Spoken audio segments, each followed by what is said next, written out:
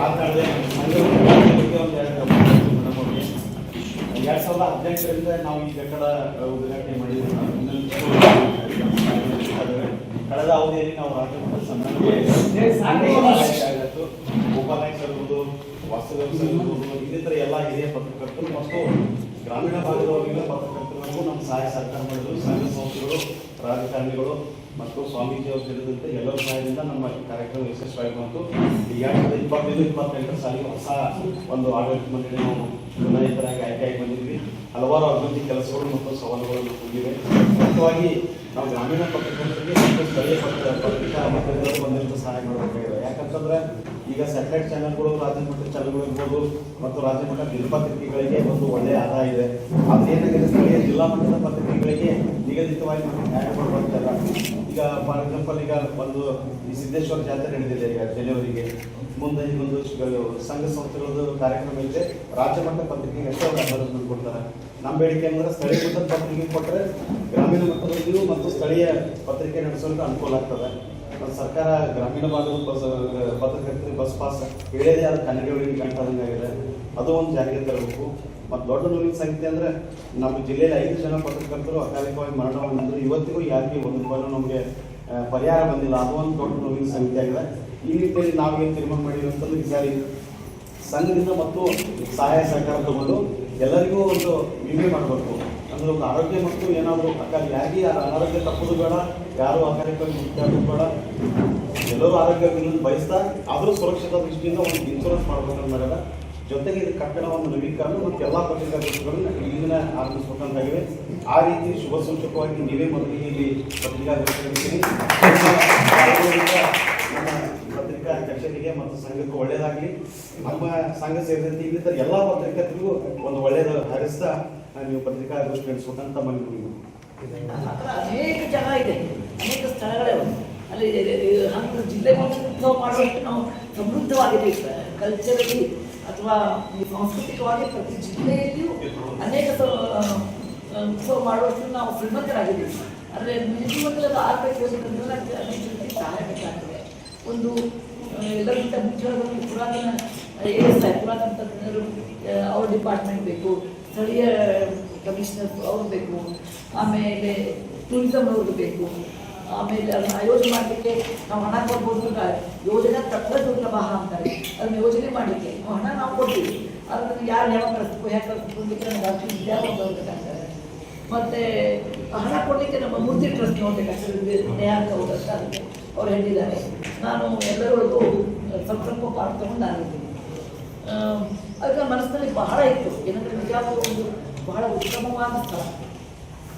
ಮತ್ತೊಂದು ನಾನು ಯಾವಾಗಲೂ ಲೋಕಸಭೆಯಲ್ಲಿ ಮಾತಾಡೋದು ತಿಳಿರ್ಬೋದು.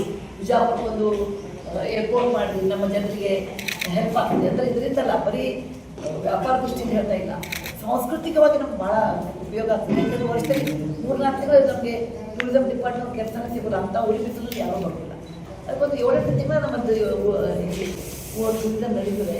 ನೀವು ವಿಮಾನ ನಿಲ್ದಾಣದವ್ರು ಕೊಟ್ಟುಬಿಟ್ರೆ ಅದಕ್ಕೆ ನಾವು ಬೆಂಗಳೂರಿಂದ, ದಿಲ್ಲಿಯಿಂದ ಜನ ಬರ್ತಾರೆ, ಬೆಂಗಳೂರಿಂದ ಬರ್ತಾರೆ, ಹೈದರಾಬಾದಿಂದ ಬರ್ತಾರೆ. ಒಂದು ಯಾಕಂದರೆ ಈಗ ನನಗೆ ಇಲ್ಲಿ ಬರಬೇಕು ಅಂದರೆ ಒಂದು 7-8 ತಾಸು. ಅದಕ್ಕೆ ನಾನು ಪದೇ ನಾನು ಕೇಂದ್ರ ಸರ್ಕಾರ ಕೇರ್ ಮಾಡಬೇಕು. ಫಸ್ಟ್ ಎಲ್ಲರಿಗಿಂತ ಮುಂಚೆ, ಯಾಕೆಂದರೆ ಈ ಯುಎನ್ಎಸ್ಎನ್ ತನ್ನ ಒಂದು ಪುಸ್ತಕದಲ್ಲಿ ಹೇಳ್ತಾರೆ 10,000 ಮೈಲಿ ನಾವು ಪ್ರಯಾಣ ಮಾಡೋದ್ರ ಸಹಿತ ಮೊದಲೇ ಒಂದೇ ಹೆಜ್ಜೆ ಬಹಳ ಮಹತ್ವದ್ದು. 2, 3, 4 ಮಂದಿ ಹೆಜ್ಜೆ ಮೊದಲೇ ಹೆಜ್ಜೆ ಎತ್ತಿಡಬೇಕು ಅಂತ. ಅದಕ್ಕೆ ನಾವು ಪ್ರಥಮ ಹೆಜ್ಜೆ ಅಂದರೆ ನಾನು ನಮ್ಮ ಮೂರ್ತಿ ಟ್ರಸ್ಟಿನ ಪರವಾಗಿ ಇಲ್ಲಿ ಒಂದು ಸಾಂಸ್ಕೃತಿಕ ಪ್ರೋಗ್ರಾಮ್ ಮಾಡೋಣ ಅಂತ. ನನಗೆ ವೆಂಕಟೇಶ್ ಕುಮಾರ್ ಮೇಲೆ ವಿಶೇಷವಾದ ಗೌರವ, ಆದರ ಇದೆ. ಅವರು ಸಜ್ಜನರು, ಉತ್ತಮ ಗಾಯಕರು ಕೂಡ. ಅದಕ್ಕೆ ನಾನು ಇದರಿಂದ ವೆಂಕಟೇಶ್ ಕುಮಾರ್ ಅವರಿಂದಲೇ ಇದನ್ನು ಶುರು ಮಾಡೋಣ ಇವತ್ತು ಅಂತ ಮಾಡಿದ್ದೀವಿ. ಎಲ್ಲ ಜನರು, ಬಿಜಾಪುರದಲ್ಲಿರೋರು, ನಾಗರಿಕರು, ಇದು ಉಚಿತವಾದ ಸೌಲಭ್ಯ ಇದಿದೆ. ಯಾವ ಟಿಕೆಟ್ ತಗೊಳ್ಳೋದು, ನಾನು ಕಲೆ ಮಾಡ್ದಾಗ ಯಾರಿಗೂ ಟಿಕೆಟ್ ದುಡ್ಡು ಮಾಡೋ ಉದ್ದೇಶನೂ ಇಲ್ಲ ಇದರಲ್ಲಿ. ಎಲ್ಲರೂ ಬರಲಿ, ನೋಡಲಿ. ಬ್ಯಾಕ್ಗ್ರೌಂಡು ಗೋಲ್ಡ್ ಮುಟ್ಟ ಅದ್ರ ಮೈದಾನದಲ್ಲಿ ಅಂತ ನಾವು ಯಾವುದೇ ಒಂದು ಆರ್ಕಿಯಾಲಜಿ ಇವ್ರ ಪ್ರಾಪರ್ಟಿ ಮುಟ್ಟದನೆ ಹೌದಲ್ಲ. ಯಾಕಂದರೆ ಇದು ಇನ್ನೊಂದು ಗೋಲ್ಡ್ ಮುಟ್ಟ ಕಟ್ಟೋಕೆ ನಮಗಾಗೋದಿಲ್ಲ. ಕಟ್ಟಿಸಿದ್ರೆ ನಾವು ಮುಡಿಸ್ಕೊಳ್ಳೋದೇ ಒಂದು ದೊಡ್ಡ ನಮಗೆ ಕೆಲಸ ಇರ್ತದೆ. ಅದಕ್ಕೆ ಸನ್ಮಾನ್ಯ ಮನೆಯವರು ದೊಡ್ಡ ಇದೆಲ್ಲ ಮಾಡಿ ನಮಗೆ ಬಹಳ ಸಹಾಯ ಮಾಡಿದ್ದಾರೆ. BC ಆನಂದ್ ಅವರು ಸಹಾಯ ಮಾಡಿದ್ದಾರೆ. ನಮ್ಮ ಟೂರಿಸಮ್ ಡಿಪಾರ್ಟ್ಮೆಂಟಿಂದ ಅನಿಲ್ ಅವರು ಮಾಡಿದ್ದಾರೆ. ಅನೇಕ ನಾಗರಿಕರು ಸಹಿತ ಸಹಾಯ ಮಾಡಿದ್ದಾರೆ. ನಮ್ಮ ಗೋಪಾಲರು ಭಾಳ ಇಂಪಾರ್ಟೆಂಟ್ ನನಗೆ. ನನಗೆ, ಯಾಕೆಂದ್ರೆ ಇದ್ರ ಬಗ್ಗೆ ನನಗೆ ಹೇಳಿ ಕಳಿಸಿ, ಇದ್ರ ಬಗ್ಗೆ ನಾವು ಅವರು ಭಾಷಣ ಮಾಡ್ತಿರ್ತೀವಿ ಇದ್ರ ಬಗ್ಗೆ. ಅದಕ್ಕೆ ಅನೇಕ ನಮ್ಮ ಕೃಷ್ಣ ಕೊಲ್ಲಾರ ಕುಲಕರ್ಣಿಯವರು ಭಾಳ ಸಂತೋಷ ವ್ಯಕ್ತಪಡಿಸಿದ್ದಾರೆ. ಯಾಕೆಂದರೆ ನಮ್ಮ ವಿಜಯಪುರದ ನಾಗರಿಕರು ಬಂದು ನೋಡಲಿ. ಇದು 2 ದಿನದ ಕಲಾ ಉತ್ಸವ. ಒಂದು ದಿನ ಹಿಂದೂಸ್ತಾನಿ ಮತ್ತು ಭರತನಾಟ್ಯ, ಒಂದು ದಿವಸ ಕರ್ನಾಟಕ. ಯಾಕಂದರೆ ಎಲ್ಲ ಕಲೆಗಳು ನಮ್ಗೆ ಗೊತ್ತಿರುತ್ತೆ, ಬರೀ ನಾನು ಒಂದೇ ಅಂತಲ್ಲ. ಕರ್ನಾಟಕ ಮ್ಯೂಸಿಕ್ಕು ಮತ್ತು ಕೂಚಿಪುಡಿ, ಅದಕ್ಕೆ ಭಾರತೀಯ ವಿದ್ಯಾಭವನದವರು ಭಾಳ ಇದರಲ್ಲಿ ಇಟ್ಕೊಂಡಿದ್ದಾರೆ. ನಾನು ಅವ್ರ ಜೊತೆ ಒಂದು 30 ವರ್ಷದ ಕೆಲಸ ಮಾಡ್ತಾ ಇದ್ದೀನಿ. ನಾನು ಇನ್ಫೋಸಿಸ್ ಪ್ರತಿಷ್ಠಾನದಲ್ಲಿದ್ದ ಸಹಿತ ಅವ್ರ ಜೊತೆಗೆ ನಾವು ಲಕ್ಷ್ಮೇಶ್ವರ ಹುಲಿಗೆರೆ ಉತ್ಸವ ಅಂತ ಶುರು ಮಾಡಿದ್ವಿ. ಅದನ್ನು ಇವತ್ತಿಗೂ ನಾವೇ ಮಾಡ್ತೀವಿ. ನಾವು ಸರ್ಕಾರದ ಇದು ತಗೊಳ್ಳಲ್ಲ. ಇದು ಸಹಿತ ಮೂರ್ತಿ ಟ್ರಸ್ಟ್ನವರೇ ಅದೆಲ್ಲ ಹಣದ ಜವಾಬ್ದಾರಿ ತಗೊಂಡಿರ್ತಾರೆ. ನಾವು ಸರ್ಕಾರದಿಂದ ಇದು ತಗೋದಿಲ್ಲ. ಆದರೆ ಇದನ್ನು ಸಹಕಾರ ಕೇಳಿದ್ದೀವಿ ಅಷ್ಟೇ. ಇದು ಮೊದಲನೇ ಪ್ರಥಮವಾಗಿ ಮಾಡ್ತಿದ್ವಿ. ಹೆಚ್ಚು ಕಡಿಮೆ ತಪ್ಪು ಕೂತೊಡೆ ಆಗ್ಬೋದು ಒಂದೇ ಸಂತೆಗೆ. ನಾವೆಲ್ಲವೂ ಅದನ್ನು ದೊಡ್ಡ ಮನಸ್ಸಿಂದ ಅದನ್ನು ಮನ್ನಿಸಿ ಇದನ್ನು ನೋಡಿ ನೀವು ಸಂತೋಷ ಪಟ್ಟರೆ, ಇದೇ ರೀತಿ ಎಲ್ಲರಿಗೂ ಆನಂದ ಅನಿಸಿದರೆ ಮತ್ತೆ ಮುಂದಿನ ವರ್ಷನೂ ಮಾಡಬೇಕು ಅಂತೀವಿ. ಆದರೆ ಈ ವರ್ಷದ ನಮಗೆ ಅದರ ಫಲಿತಾಂಶ ಬೇಕು. ಹೇಗಿದೆ, ಜನ ಏನಂತಾರೆ, ಜನಸಾಮಾನ್ಯರಿಗೂ ನಾನು ಎಲ್ಲರಿಗೂ ಬೇಡ್ಕೊಳ್ಳೋದೇನು ಅಂದರೆ, ಬರ್ರಿ, ಕೂಡ್ರಿ, ಆನಂದ ಪಾಡ್ರಿ, ಹೊಲಸು ಮಾಡಬೇಡ. ದಯವಿಟ್ಟು ಹೊಲಸು ಮಾಡಬೇಡಿ. ಚಹಾ ಕುಡ್ದೆ ಕಪ್ಪಾಗಿದೆ, ನೀರು ಕುಡ್ದೆ ಕಪ್ಪಾಗಿದೆ, ಊಟ ತಂದೆ ಮಾಡಿದೆ, ಅದು ಮಾಡಬೇಡಿ. ಅದು 2-4 ಪ್ರೋಗ್ರಾಮ್ ಬರ್ರಿ, ಎಲ್ಲರೂ ನೋಡ್ರಿ. ನಾವು ಇಷ್ಟು ಹಣ ಖರ್ಚು ಮಾಡಿದ್ರೆ ನಮ್ಗೆ ಸಂತೋಷ ಆಗುತ್ತೆ. ಮತ್ತು ಮರೆತ ಹೋದ ಈ ಉತ್ಸವವನ್ನು ಮತ್ತೆ ಪುನರುಜ್ಜೀವಿಸಬೇಕು ಅಂತ ಮೇನ್ ಉದ್ದೇಶವನ್ನು ಮಾಡ್ತಾ ಇದ್ದೀನಿ ಹೊರತು ಅನ್ಯಥಾ ನನಗೆ ವೈಯಕ್ತಿಕವಾಗಿ ಯಾವುದೂ ಲಾಭ ಇಲ್ಲ ಇದರಲ್ಲಿ. ನಮ್ಮ ಹೆಸರಿಗೋಸ್ಕರ ಎಲ್ಲ ಏನೂ ಅಲ್ಲ. ಇದು ಕೇವಲ ಒಂದು ನಾನು ವಿಜಯಪುರ ಜಿಲ್ಲೆಯ MP ನಾನು ತೊಗೊಂಡಿರೋದ್ರಿಂದ ನಮ್ಮ ಜಿಲ್ಲೆಯಲ್ಲಿ ಏನಾದರೂ ಈ ಥರ ಆ್ಯಕ್ಟಿವಿಟಿ ಆಗಲಿದೆ ಅಂತ ಅದೊಂದೇ ಉದ್ದೇಶ ಮಾಡ್ತಾ ಇದ್ದೀನಿ. ನಿಮ್ಗೆ ಏನಾದರೂ ಪ್ರಶ್ನೆ ಕೇಳೋದಿದ್ರೆ ಕೇಳಿ. ವೈಯಕ್ತಿಕ ರಾಜಕೀಯವಾಗಿ ಜಗತ್ತಿನಲ್ಲಿ 1 ವರ್ಷಕ್ಕೆ ಒಂದೇ ಮಾಡ್ತಾರೆ. ರಾಮಪ್ಪ ಟೆಂಪಲ್ ಮಾಡಿದ್ರು, ತೆಲಂಗಾಣದಲ್ಲಿ ಮಾಡಿದ್ರು. ಶಿವಾಜಿ ಫೋರ್ಟ್ಸ್ ಈ ವರ್ಷ ಮಾಡಿದ್ರು. ಆಸಾಮದಲ್ಲಿ 1600 ವರ್ಷದ ಒಂದು ಹಳೆಯದಿತ್ತು, ಅದನ್ನು ಮಾಡ್ತಾ ಇದ್ದಾರೆ. 3000 ವರ್ಷದ ಇತಿಹಾಸ ಇರುವ, 2500 ವರ್ಷದ ಇತಿಹಾಸ ಇರುವ ಸಾರನಾಥ್ ಇನ್ನೂರು ಆಗಿಲ್ಲ. ಆಶ್ಚರ್ಯ ಆಗ್ಬೋದು ನಿಮಗೆ. ಅದು ಈ ವರ್ಷಕ್ಕೆ ಕ್ಯೂದಲ್ಲಿ ನಿಂತ್ಕೊಂಡಿದೆ. ಸೊ ಅದು ಒಂದು ಕ್ಯೂದಲ್ಲಿ ಇರುತ್ತೆ ಗೊತ್ತಿದ್ರಿ. ನಾನು ಆದಷ್ಟು ಪ್ರಯತ್ನ ಪಡ್ತೀನಿ.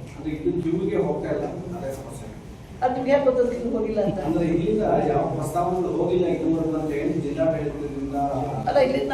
ಇಲ್ಲಿಂದ ಪ್ರಸ್ತಾವನೆ ಹೋಗಿದ್ದು ಇಲ್ಲಿಗೆ ಬಂದರೆ ನಾನು ಫಾಲೋ ಅಪ್ ಮಾಡ್ತೀನಿ. ಕಳಿಸೋದು ನಿಮ್ಮೆಲ್ಲರ ಜವಾಬ್ದಾರಿ ಇಲ್ಲಿಂದ. ಯಾಕಂದ್ರೆ ನನಗೆ ಅಲ್ಲಿ ಹೋಗಿ ಗೊತ್ತಾಗಲ್ಲ ಈ ಜಿಲ್ಲೆಯಿಂದ ಬಂದಿದ್ದೇವೋ ಇಲ್ಲ ಅಂತ. ನಾನು ಮೊನ್ನೆ ತಮಿಳುನಾಡು ಬಗ್ಗೆ ಮಾತಾಡ್ಬೇಕಾದ್ರೆ ನಾನೇ ಹೇಳಿದೆ, ಶ್ರೀರಂಗಮನ್ನು ಕೇಳಿಸ್ರಿ, ಕ್ಯೂ ಕಳಿಸ್ರಿ. ಆವಾಗ ಅವ್ರು ಏನು ಹೇಳಿದ್ರು, ನಮ್ಮ ಮಿನಿಸ್ಟರ್ ಏನು ಹೇಳಿದ್ರು, ಮಂತ್ರಿಗಳು ಹೇಳಿದ್ರು, ರಾಜ್ಯಗಳಿಂದ ಅದಕ್ಕೆ ಡಾಕ್ಟರ್ ಇರ್ತಾರೆ, ಅದನ್ನ ನಾವು ಹಿಂದೆ ಕೂರಿಸ್ಬೇಕು, ಅವ್ರು ನಾವು ಕ್ಯೂದಲ್ಲಿ ಹಾಕ್ತೀವಿ. ಮತ್ತು ಪ್ರಿಯಾರಿಟಿ ನೋಡ್ತೀವಿ. ಯಾವುದು ಎಷ್ಟು ಪುರಾತನ ಇದೆ ಅದಕ್ಕೆ ಅಷ್ಟು ಪ್ರಿಫರೆನ್ಸ್ ಇರ್ತದೆ. ಈಗ ಗುಜರಾತ್ನಲ್ಲಿ ಲೋಧಲ್ ಅಂತಿದೆ, ಅದು 5000ರಿಂದ 7000 ವರ್ಷ ಹಿಂದಿದ್ದು, ಅದು ಇನ್ನೂ ಕ್ಯೂದಲ್ಲಿ ಬಂದಿಲ್ಲ. ಅದಕ್ಕೆ ನೀವು ಎಲ್ಲರೂ ಸೇರಿ ಆ ಡೊಸೆಯನ್ನು ದಿಲ್ಲಿ ಕಳಿಸೋ ವ್ಯವಸ್ಥೆ ಮಾಡಿ ನಾನು ಅದಕ್ಕೆ ಫಾಲೋ.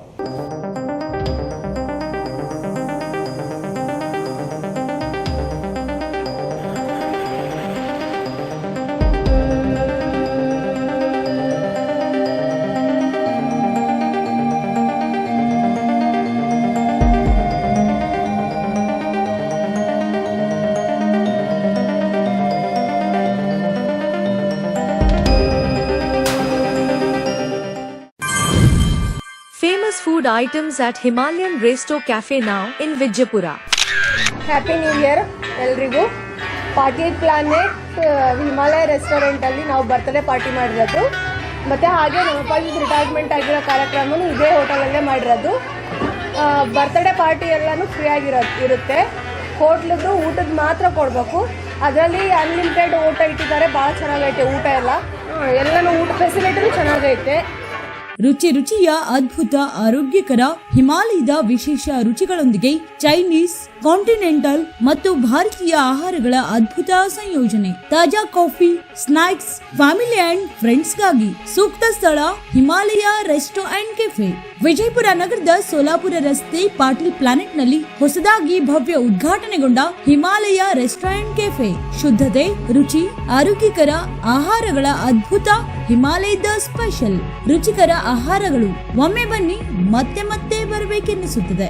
ಇಲ್ಲಿ ತಾಜಾ coffee, snacks, family and friends ಗಾಗಿ ಸೂಕ್ತವಾದ ಸ್ಥಳ ಹೊಂದಿದ್ದು ಅಷ್ಟೇ ಅಲ್ಲ, ಮಕ್ಕಳ ಮನರಂಜನೆಗಾಗಿ ಸುಸಜ್ಜಿತ ವ್ಯವಸ್ಥೆ ಮತ್ತು ಮಕ್ಕಳ ಹಾಗೂ ಪೋಷಕರ ಹಾಗೂ ಗೆಳೆಯರಿಗೆ ಬರ್ತ್ಡೇ ಸೆಲೆಬ್ರೇಷನ್ ಗಾಗಿ ಉತ್ತಮ ಡೆಕೋರೇಷನ್ಸ್, ಲೈಟಿಂಗ್, ಮನೋರಂಜನೆಗಾಗಿ ಸುಸಜ್ಜಿತ ವ್ಯವಸ್ಥೆ ಲಭ್ಯ. ಇಲ್ಲಿ ಊಟದ ಆರ್ಡರ್ ಕೂಡ ಪಡೆಯಬಹುದು. ಹೊರಗಿನ ವಾತಾವರಣದ ರೆಸಾರ್ಟ್ ನಂತೆ ಇಲ್ಲಿ ಸೌಲಭ್ಯ.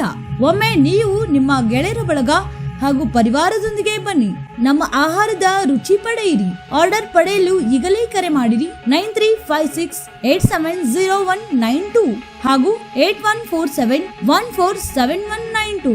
ನಮ್ಮ ಸ್ಥಳ Himalaya resto and cafe, 3rd floor, Reliance smart, Patil planet, Solapur road, Vijayapura. Always fresh toasted pizza, aromatic Italian.